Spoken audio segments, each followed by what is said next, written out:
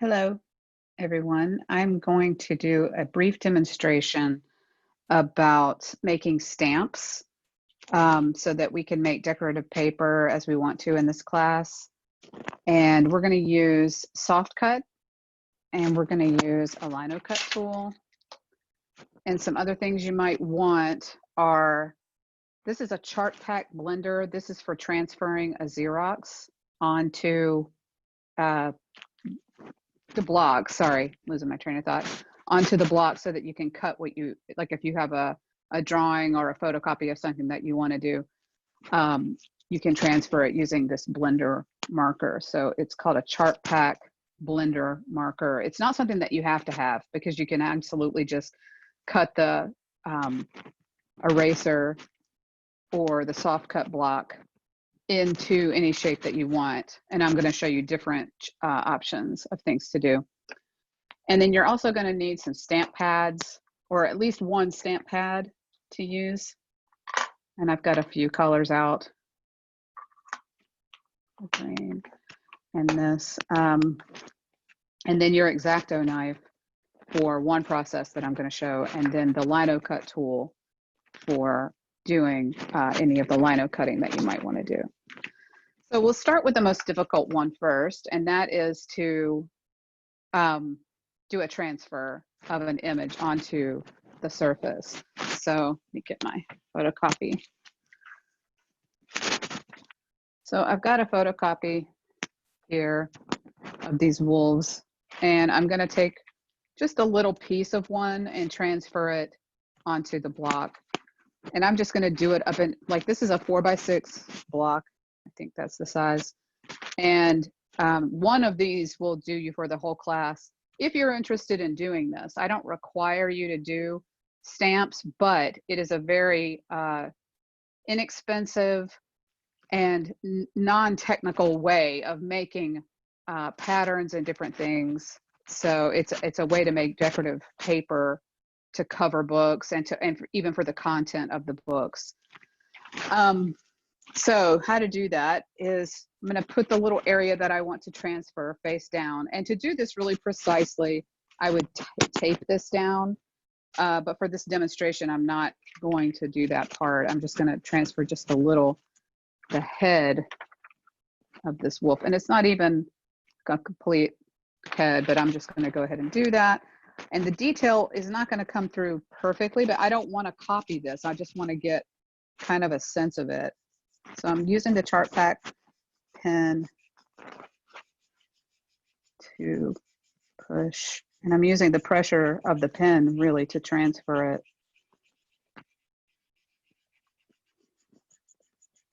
And then I can kind of hold it in place and pick it up and see it's not really coming through that well. So I'm going to push a little bit harder. And a new pen, a new marker is going to be the best. And I can see that this is kind of squishing because I'm having to push hard, it's sort of squishing it. Not to move that, but I want to put the cap on because it's very stinky, that smell. It's very strong smelling. And then if I don't feel like it's gone down well, I'll take my bone folder and just bone fold that down a little bit to see if the detail will come out a little bit better with some firmness. And I mean, it's okay. I can see the shape. Let me hold that up. And you can see it okay. Kind of see a little bit of a reflection there. So you can see it came out okay. I can use it to guide me. And so for this is the Speedball Lino Cut tool. And right now the big blade, the big V gouge is in there, and I'm going to change it to the small one. So I just loosen this tip, unscrew that, and then I can get the skinny blade, the skinny V gouge out, and that's the one I want to use. This is the wide one, and that's good for clearing larger spaces. And then this is the U gouge. For some reason, that's the only 3 I have in here because this is really all I use anyway with this tool. So I'll put these other 2 back. Oh, no, I want that one.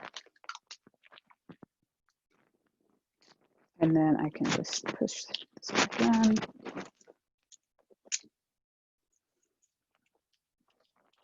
And tighten it down.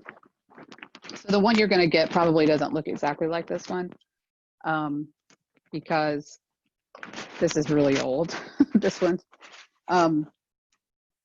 But then I can just start cutting, and you know, some people, this is like a lino cut tool, and this is not lino, so it's a lot, not a little, a lot softer than linoleum or wood. But it's the same technique that you would do if you were going to do a lino cut or a wood cut. So I'm going to just go ahead and kind of outline this. And as I cut, I just pull away the excess. And of course, I'm not going to cut for 15 minutes or however long, maybe even half an hour to do this, to really do it. I just want to at least show you how, and I don't have to push that hard. So this one, I need to go a little bit out because the nose of this creature went out a little further.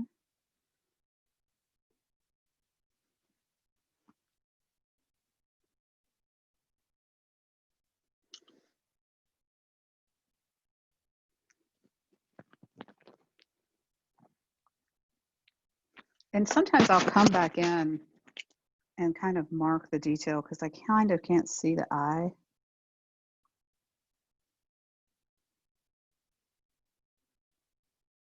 And then there's the ear over here. And I can come back in and sort of mark out the lines that I want to cut.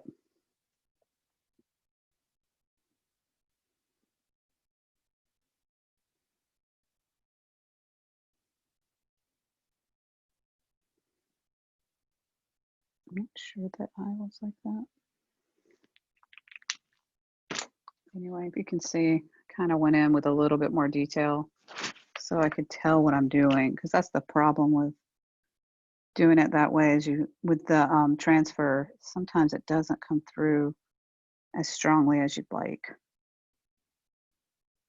But this is for, I'm showing you, like I said, the most detailed version of this. And of course, you can do this or not. This is up to you.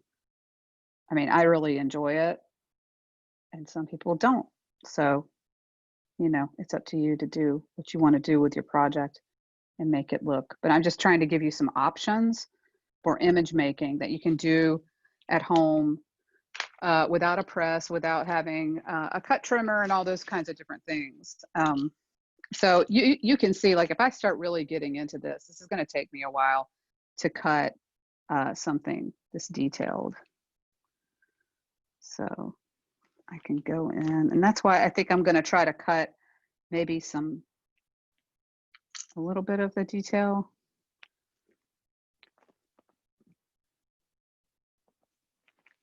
Kind of wiping away what I'm cutting, and cut that outline so that at least I can kind of start showing you guys something. And this is, you know, this rubber doesn't pop out the way that linoleum does. So it's not exactly the same. And that's good. And that's good for us because we can't put pressure behind this. We need to just use our hands for stamping and not a press. So it's good that it's easy to cut, but it's also not very resistant. And so I can make a mess with something detailed very, very easily.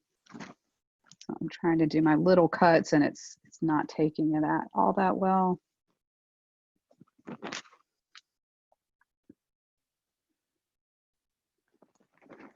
We're going to do a little test run of that and see how it is. So I'm going to cut just a little bit more. And any of that background, if I want it gone, maybe I do and maybe I don't, I'm not sure yet, I can use that bigger V-gouge to cut. And then I'm going to show you, I'm actually going to almost cut out this shape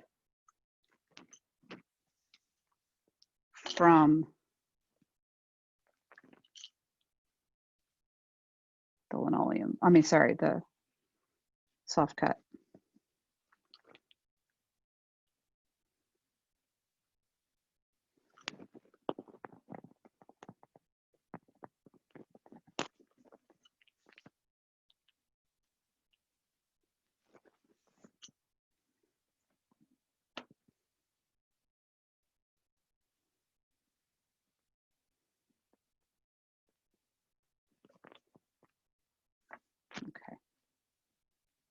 hard to stop because I'm like, oh, this is kind of cool, and start to like it and get into it. So, all right, I'm going to stop with that. So then what I can do is I can really I could actually cut up to the edge of this, like cut with my X-Acto right up close like that. I think what I'm going to do though is get kind of close to it. And you can see I'm doing this on my cutting mat. And I am pushing down through it like this. And then I can kind of pop it out. And I'll set that to the side. And so then I can come back in and trim a little closer. And here's where, you know, I'd want to empty that space. And this is where I could do that, but I don't want my fingers to touch that. So I'm going to kind of keep it away. And then this is when I might need those other two blades. And sometimes what I'll do is I'll just keep them all out as I'm working and just cut them. I mean, just have them ready so I can cut everything at once.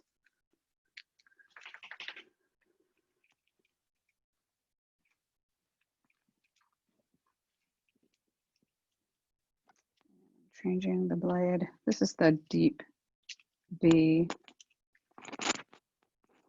Of course, when I'm trying to do it on recording, it's being finicky. Can't get back in. There it goes. So I can cut away pretty deep just to make sure that none of that background gets in there. But sometimes I like that background. I don't want it gone. And so it depends on what you're doing, you know, every time. What you're trying to do, it's your choice. Whatever aesthetic you're trying to get, you're going to make those choices. So here I could trim away some of that excess. I mean, why not? Here's where I don't think I want to do that so close, but here I could too. So then that's all trash. Although sometimes I'll actually save these little pieces and I'll show you in the next part what you can do with that type of stuff. It's kind of interesting. So I am going to stamp this. This is why I'm trying to get it to look like something before I go ahead and test it.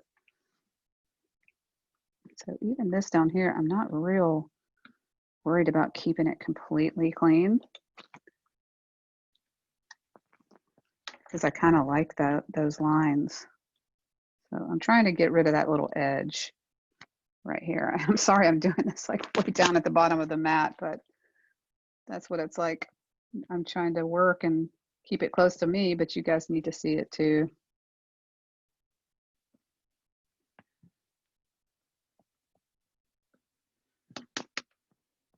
And then up here, might not cut. Yeah, I was gonna maybe not cut it, but then I thought, just go ahead and cut it. Here I'm sort of using the edge of that V and just kind of scraping that away. Yeah, all right, let's test this. So I've got a bunch of this just copy paper, and it happens to be colorful, but you don't have to have that, just white. And this is for when you're testing these. And when you're doing it for a project or you're trying to make like a sheet of paper that you're going to use to cover with, you would have like half a sheet of your Canson paper, which is that large color paper. Maybe you do half a sheet at a time, because to cover an entire sheet, which is about as big as this mat, that would just take a lot of work. And that's fine. That's great to do. It's just that, you know, you may not want to put a whole lot of time into making decorative paper, or maybe you do. And if that's what you want to do, that's perfectly wonderful. So I'm going to put my scrap over to the side so I can throw it away. Okay. So here's our paper. I'm going to get this green stamp pad, and then I'm going to take my stamp. Now this can easily get messy.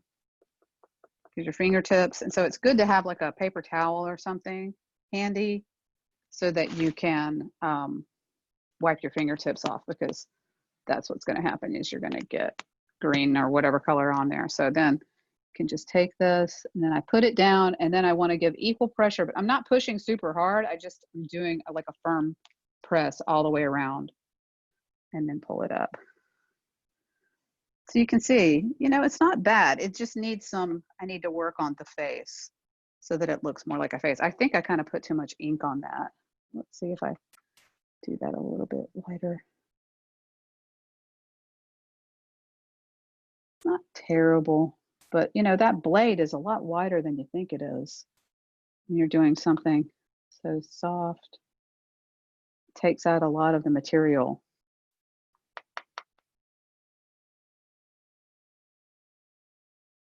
It's not bad, but it needs work to try to get the detail in there to look the way that I want it to look. So I need to work on like this area here in the face, right here. But I'm gonna keep playing with it. But it's also got a lot of the noise from the background. Let's try the red. So for this, I'm gonna looking around to see if I have a paper towel, and I didn't grab one. I'm just gonna use my hand to wipe this off. Just because I don't want to get green into my red. So I just get it on my hand and I'll just go wash my hands when I'm done. See if it shows up a little bit better. And maybe just a black ink pad if you're testing stuff out to give you more of a sense so you could see what you're doing. But I just wanted to show you guys all these colored ink pads that are really fun to play around with. Oh, that's better. That's much better. You can see the detail. So I think, you know, I'd kind of go in here and open it up and maybe leave this area dark, but open up some on this side so that there starts to be a little separation between the face and the rest of the body. But I like these edges, and I'd want to clean up some of that stray stuff, but let me hold it up a little bit so you can see. I mean, is it the best stamp that's ever been made? No, but it's okay. And that kind of gives you a sense of what's possible. And maybe work a little bit bigger because that's tiny. This is like 1.5 inches by 1.5 inches. It's really pretty small. So I measured it, I just put it down on here and it's really pretty small. So maybe work a little bit bigger with that cutter because the detail kind of gets mushy with those big cuts in such a small space like that. Okay, so that's how you do kind of a more detailed rubber stamp cut. And I would work on that more. And then, then I'm going to show you, this is what I really would like everybody to do for the book arts class, is to use stamps in this way, which is so simple. There's no cutting involved. You don't have to do any of this detail cutting, none of that line work or anything, no transferring. This is just making shapes with that same material. So that is this soft cut. And then I've got a whole bunch of these shapes. So you can see here what I did is make a pattern. So you can just see, I just literally took my ruler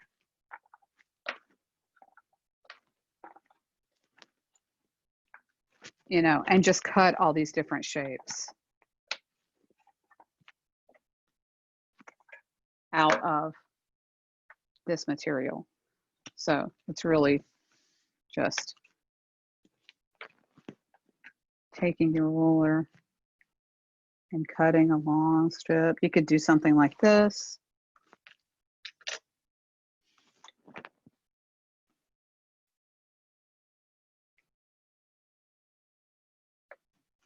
And you could cut a long skinny triangle.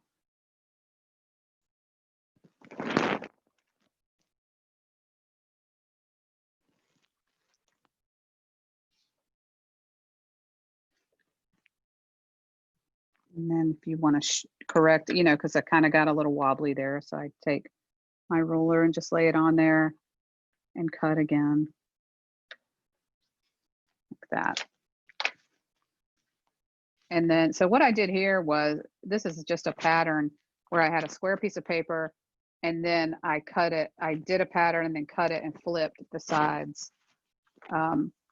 this is something that you could do, but it's something you would do and then scan this in, because now this isn't usable because I'd have to scan it in to use it and print it out again. And that's like a whole thing. And it's a nice thing to know how to do, but it's not really important for this class. So I'm not going to get into that, but here's how you can use these stamps. Maybe I'll do it on the yellow paper. And I will sort of save, and you can see, that's what I was going to show you guys. These little pieces like this that just look like a little scrap. Sometimes those come in handy and you can use them to stamp, you know, some kind of little pattern, and you can even use them to repeat or something. So I don't know. I just, when I get going with something like this, I don't really think about what I'm doing. I just kind of play around, and that's what's fun about it.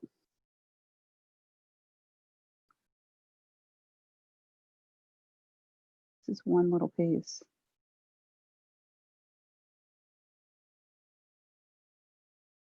You know, so there's all kinds of things you can do. I don't know, sometimes the limitation of having just one little thing, I just really enjoy that. So this starts to, okay, this is starting to look like a landscape to me, you know, so I could just go wild with this. This is one piece, one little scrap. And in a way, I kind of feel freedom from that. But this is what you can do with these pieces, is just stamp them into the stamp pad. And then again, you're going to try to get a really even coverage there, but you can play around with what happens if it's inked up. And then if I rotate it with no ink, what happens? So you can imagine doing an entire page with those things spread around. You could do something like this easily with a bunch of different shapes, and then stick to that same color with each shape. You know, my square was that tan color. This rectangle was the green. This rectangle, I mean, this triangle was the blue. And just because that way you're not mixing them, you're not going to have this happen where you have to wipe it off. But this, I really think, is a great technique for making repeat patterns on the cheap. You can, so this is that soft cut block that I did recommend for the class, for everybody to get one of these 4x6. You can do this throughout the semester. You could have one triangle and do, you know, 1,000 different things with it. You could use just the edge of that triangle. You could use just the point of that triangle repeated, you know, just, you know, inking only this part of it. You know, so there's all kinds of possibilities, and that's what I would like you to just, don't worry about it. Make something cool. And then when the sooner you let go of trying to do it perfect and trying to do some planned thing, I'm telling you that it feels great, especially right now when things are just kind of chaotic. This is chaos, but it's you're controlling that chaos, and so that, I don't know, there's something about that I'm finding freeing. Oh, and I did want to show you one thing more, and that is using a white stamp on a black paper or a dark paper. This is just really lovely. This white ink is really cool, and I'm going to show this as well. Oops, I dropped it. That's a lot of ink. I kind of over inked it. On the stamp pad, I mean, sorry, on the black paper, on the dark paper, it's just really cool. Wow, this stamp pad is very inky. It almost looks like paint right now. But again, you can imagine taking a half sheet of paper and then just spending a half hour, even an hour, just kind of quietly, or playing music, just making this printed paper. Honestly, I don't even mind where my finger is touching that. I'm almost like I want to do that. A little addition of that texture. And this folder, this is like a folder. It has a lot of texture in it, and so that's what you're seeing happen. Keep going up, up, up. So if you can get the white or like an ivory, or even like a pale yellow, that can get really cool on the dark paper. And then to wash these off, all you have to do is rinse them under water. Soap and water is great, but then I just leave them out to dry like on a paper towel, and they clean up great. And sometimes I will just cut like this one. I think I just wiped it off. I didn't even go wash it, but they're very easy to clean up. These stamp inks are not, they won't stain, I don't think. It says it's archival pigment. I don't know. I've never had a problem with it staining my hands or anything. That's why I was so easily like, oh, I'll just wipe it on my hand. Okay, so that's what our class is going to do for the stamps. And I just think these are nice little techniques, fast and easy, inexpensive. To me, this is great. This is my expectation for the stamping in our class, is just to use the shapes like this. Something very simple. Now, what you do with it is up to you. You can do something complicated like this, or you can do something really simple like that, one thing, or you can do something like this, even just the little edge. Sometimes I'll just take like the corner and I'll stamp. Sorry, I'm showing you all these little tricks because I just really think it's freeing. That's just the corner.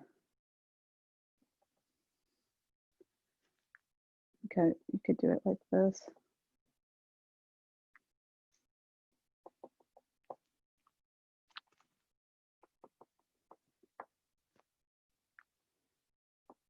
I mean, yeah, you can do it on the computer. It's not going to look like this. Just kind of, there's some things you can't recreate.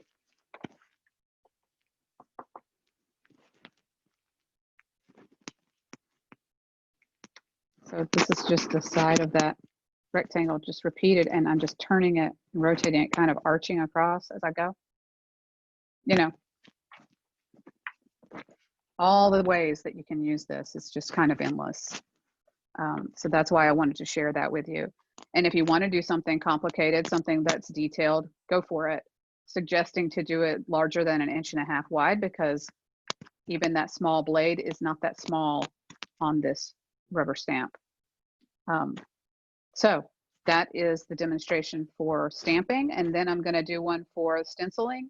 And then you'll have 2 different ways to make image for this class without having to use a computer. And that should get you through the rest of the semester, making inexpensive and kind of open-ended image work. Okay.